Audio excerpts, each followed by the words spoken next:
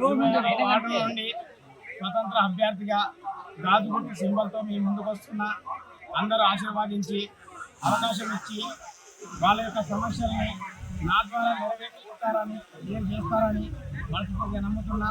అమ్మవారి సాక్షిగా నాకు ఆశయాలు తోడవుతాయని, ఆ అమ్మవారి సాక్షిగా నాకు నిండుగా సంపూర్ణంగా 100% అవకాశం ఇచ్చి మన యొక్క 26 వార్డు యొక్క సమస్యలను అమ్మవారి సాక్ష్యాన్ని దిద్దుతానని నా మీద నాకు సంకల్పం చాలా దృఢంగా ఉంది.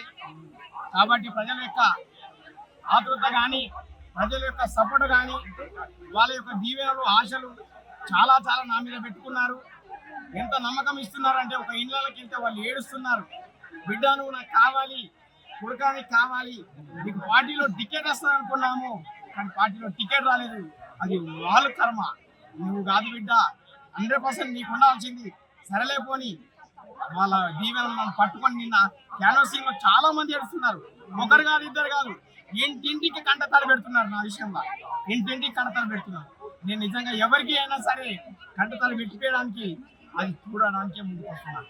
నా మీద ఉన్న ప్రేమాభిమానంతో ఆ కంటతాడు పెట్టుకున్న దాన్ని నేను అమృతంలా కడిగేసేసి వాళ్ళను మనసు ఆనంద భాషలతో నవ్వించడానికి ఇండిపెండెంట్ అయినా సరే, పార్టీ టికెట్ లేకున్నా సరే, నా సంకల్పాన్ని నేను దెబ్బ తీసుకోకుండా నా సంకల్పం దృఢమైనదని చెప్పి నిరూపించడానికి గాజు గుర్తుతో మీ ముందుకు వస్తున్నాను.